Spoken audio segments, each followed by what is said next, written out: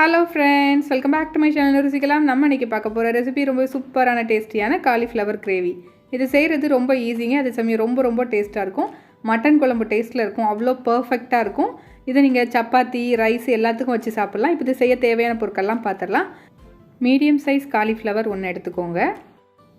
முழு கொத்தமல்லி 1 table spoon, ஜீரகம் 1 டீஸ்பூன், முழு மிளகு 1 டீஸ்பூன், பெருஞ்சீரகம் 1 டீஸ்பூன், பட்டை 1 இன்ச், கிராம்பு ஒரு 5 பீஸ் எடுத்துக்கோங்க, ஏலக்காய் ஒரு 3 பீஸு, அன்னாசிப்பூ 1, காஞ்ச மிளகாய் ஒரு 5 பீஸ் எடுத்துக்கோங்க.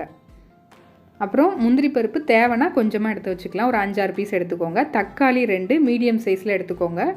சின்ன வெங்காயமாக இருந்தால் ரொம்ப பெஸ்ட்டு, அது 20 எடுத்துக்கோங்க. அப்படி இல்லைனா பெரிய வெங்காயம் 2.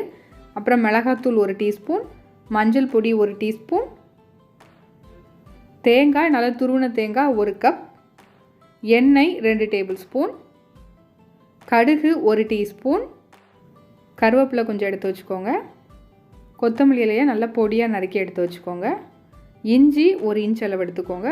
பூண்டு 5 அல்லது 6 பீஸ் எடுத்துக்கோங்க. உப்பு தேவையான அளவு.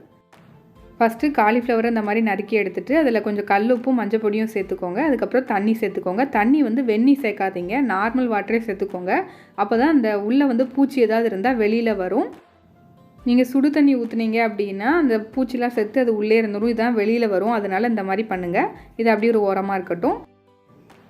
இப்போது ஒரு கடாய் எடுத்துக்கோங்க. அதில் நம்ம எடுத்து வச்சுருக்கிற எல்லா ட்ரை இன்க்ரீடியண்ட்டையும் நம்ம என்ன செய்ய போகிறோம், வறுத்து அரைச்சி செய்ய போகிறோம். அதான் ரொம்ப டேஸ்ட்டாக இருக்கும். அதுக்கு நம்ம எடுத்து வச்சுருக்கிறது எல்லாத்தையும் இதில் சேர்த்துக்கலாம். வத்தல், மல்லி, ஜீரகம், பெருஞ்சீரகம், அப்புறம் பட்டை, கிராம்பு, ஏலக்காய், நட்சத்திர சோம்பு, இது எல்லாத்தையுமே இதில் சேர்த்துக்கலாம். இது எல்லாமே அளவு நான் கொடுத்த மாதிரி அதே அளவு சேர்த்திங்கன்னா பர்ஃபெக்டாக வரும். மிளகும் சேர்த்தாச்சு. இப்போ இது எல்லாத்தையும் லோ ஃப்ளேமில் வச்சு நல்லா வறுத்துக்கோங்க. அப்போ தான் எல்லாம் நல்லா வறுபட்டு வரும். இல்லை பாதி வறுபட்டு பாதி வறுபடாமல் இருக்கும். நல்லா வறுபட்டு வந்தால் தான் உங்களுக்கு ரொம்ப டேஸ்ட்டாக சூப்பராக இருக்கும். ரொம்ப ரொம்ப ரொம்ப சூப்பரான ரெசிபிங்க இது. கண்டிப்பாக ட்ரை பண்ணி பாருங்கள். இப்போ ஓரளவுக்கு நல்லா வறுபட்டு வந்ததும் இப்போ இதில் முந்திரி பருப்பு சேர்த்துக்கிறேன். உங்கள்கிட்ட முந்திரி பருப்பு இல்லைன்னா கசகசா இருந்துச்சுன்னா அதை இந்த ஸ்டேஜில் சேர்த்துக்கோங்க. முதல்ல கசகசா சேர்க்காதீங்க, சேர்த்திங்கன்னா அது கரிஞ்சு போயிடும். அதனால் இந்த ஸ்டேஜில் சேர்த்திங்கன்னா கரெக்டாக இருக்கும். இப்போ இது எல்லாத்தையும் சேர்த்து நல்ல லோ ஃப்ளேம்லேயே வச்சு வறுத்துக்கோங்க. இப்போ கொஞ்சம் முந்திரி வறுபட்டு வந்துருச்சு. இப்போ இந்த ஸ்டேஜில் நம்ம தேங்காய் சேர்த்துக்கலாம். தேங்காவை நீங்கள் துருவியும் சேர்த்துக்கலாம், இல்லை குட்டி குட்டியாக கட் பண்ணியும் சேர்த்துக்கலாம்.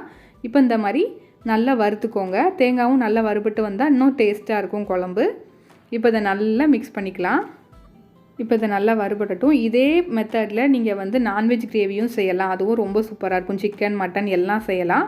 இப்போ இதை நல்லா மிக்ஸ் பண்ணி நல்லா வறுத்தெடுத்தாச்சு. இந்த அளவுக்கு வந்தது. இதை நல்லா ஆற வச்சுருங்க. இது நல்லா ஆறுனதுக்கப்புறம் மிக்ஸி ஜாருக்கு மாற்றிக்கோங்க. நல்லா ஆற வச்சு சேர்த்துக்கோங்க மறக்காமல். இப்போ இதை நல்லா ஆறுனதும் இதில் நான் சேர்த்துக்கிறேன். இப்போ இதை நல்லா அரைச்சிட்டு வந்துடலாம். பாருங்கள், இந்த அளவுக்கு அரைச்சிக்கிட்டால் போதும். இப்போ இதில் மற்ற இன்க்ரீடியண்ட் எல்லாம் சேர்த்துக்கலாம். இஞ்சி, பூண்டு இது எல்லாத்தையும் இதில் நம்ம சேர்த்துக்க போகிறோம். இஞ்சி இந்த அளவுக்கு சேர்த்துக்கோங்க. 1 இன்ச் அளவுக்கு எடுத்திங்கன்னா கரெக்டாக இருக்கும். அப்புறம் ஒரு 5-6 பூண்டு, அப்புறம் பொடியாக நறுக்கின வெங்காயம். என்கிட்ட பெரிய வெங்காயம் தான் இருந்துச்சு, அதனால் அதை சேர்த்துக்கிறேன். சின்ன வெங்காயம் இருந்தால் அது சேர்த்துக்கோங்க, இன்னும் சூப்பராக இருக்கும். அப்புறம் தக்காளியும் இதிலே சேர்த்துக்கலாம். இந்த மாதிரி பொடியாக நறுக்கி சேர்த்திங்கன்னா உங்களுக்கு ஈஸியாக அரைஞ்சி வந்துடும், அதுக்காக தான். இப்போ இது எல்லாத்தையும் அரைச்சி எடுத்துகிட்டு வந்தாச்சு. தண்ணியெல்லாம் சேர்க்க வேண்டாம், அப்படியே அரைச்சிக்கோங்க. அந்த தக்காளி வெங்காயத்தில் உள்ள தண்ணியே உங்களுக்கு அரைக்கிறது கரெக்டாக இருக்கும். இப்போ இது தனியாக இருக்கட்டும். இப்போ நம்ம கிரேவி செய்ய ஆரம்பிச்சிடலாம். இப்போது அதே கடாயில் நான் கொஞ்சமாக எண்ணெய் சேர்த்துக்கிறேன். ஒரு 2 டேபிள் ஸ்பூன் அளவுக்கு எண்ணெய் சேர்த்துக்கோங்க, அப்போ கரெக்டாக இருக்கும். இப்போ எண்ணெய் கொஞ்சம் நல்லா காஞ்சி வரட்டும். மீடியம் ஃப்ளேமில் வச்சு கடைசி வரைக்கும் குக் பண்ணிக்கோங்க.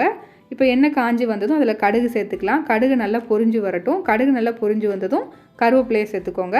கருவேப்பிலை சேர்த்துட்டு லைட்டாக அதை நல்லா மிக்ஸ் பண்ணி விட்டுக்கோங்க. இப்போ நம்ம அரைச்சி எடுத்து வச்சுருக்க பேஸ்ட்டை இதில் சேர்த்துக்கலாம். ரொம்ப ரொம்ப ஈஸியான ரெசிபிங்க, ரொம்ப ரொம்ப டேஸ்ட்டாக இருக்கும். இதை நீங்கள் சப்பாத்தி, பரோட்டா, இட்லி, தோசை, சாப்பாடு, ரசம் சாதம், அப்புறம் தயிர் சாதம் இதுக்கெலாம் வச்சு சாப்பிட்டிங்கன்னா ரொம்ப ரொம்ப பர்ஃபெக்டாக சூப்பராக இருக்கும். இப்போ இதை நல்லா மிக்ஸ் பண்ணி விட்டுக்கலாம்.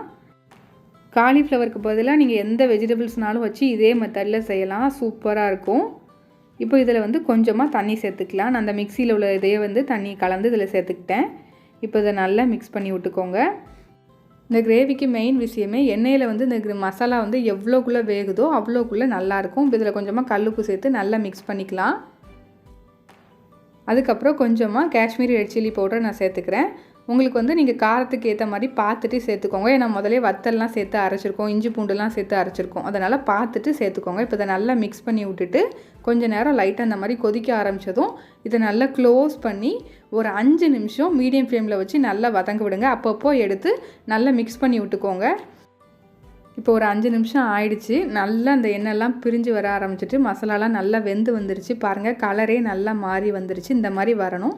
இந்த ஸ்டேஜில் நம்ம ஊற வச்சுருக்க அந்த காலிஃப்ளவரை வந்து இதில் சேர்த்துக்கலாம். தண்ணியை நல்லா வடிச்சிட்டு சேர்த்துக்கோங்க.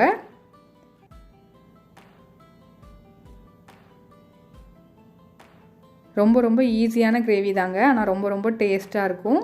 இப்போ இதை நல்லா மிக்ஸ் பண்ணி விட்டுறலாம்.